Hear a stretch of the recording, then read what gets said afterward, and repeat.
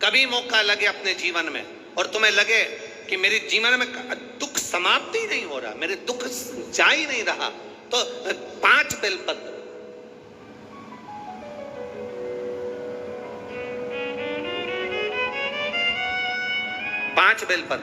एक आप लोगों को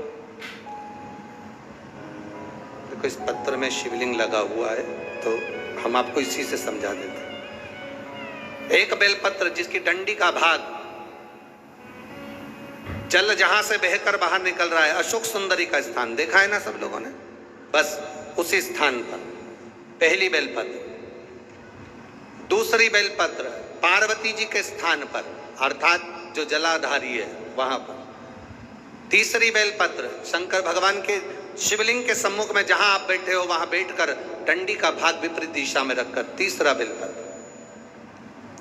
चौथा बेलपत्र भगवान शंकर का जल जहां से नीचे गिर रहा है उस ओर सीधी बेलपत्र नीचे की ओर। और पांचवी बेलपत्र शंकर भगवान के अशोक सुंदरी के स्थान को छुआकर नंदी के पास रखकर, जो घड़े में जल है अर्थात मट्टी के पात्र में जो तुम जल लेकर गई हो, उस पात्र के जल से शंकर का अभिषेक कर देना, शिव को वो जल समर्पित कर देना।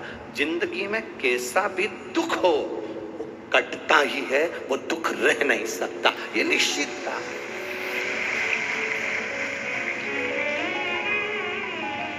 कभी कभी आप लोगों ने नागपुर में ऐसा दर्शन करा कि नहीं करा हमें नहीं मालूम, नागपुर की लीला तो हम नहीं जानते, पर हमारे उधर आज भी होता है। जब बैसाख का महीना आता है, ज्येष्ठा महीना आता है, गर्मी का समय आता है, तो शिव जी के ऊपर ऐसा ऐसा तिकोना लोहे का कुछ एंगल बनाकर उसके ऊपर मिट्टी का हंडा रख देते हैं। अब यहाँ नागपुर में आप लोगों ने दर्शन करे ना करे वो हमें नहीं मालूम, पर अभी तक चांदी का लगता था, अभी तक सोने का लगता, पीतल का लगता, तांबे का लगता, पर जैसे ही बैसाख का महीना आया, जैसे ही ज्येष्ठा महीना आया, वैसे ही मिट्टी का पात्र रख दिया जाता, उसमें से बूंद बूंद पानी शिव जी को समर्पित।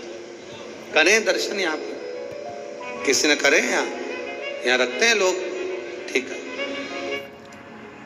शिव तत्व की प्राप्ति के लिए भगवान देवाधिदेव महादेव के आनंद सुख को प्राप्त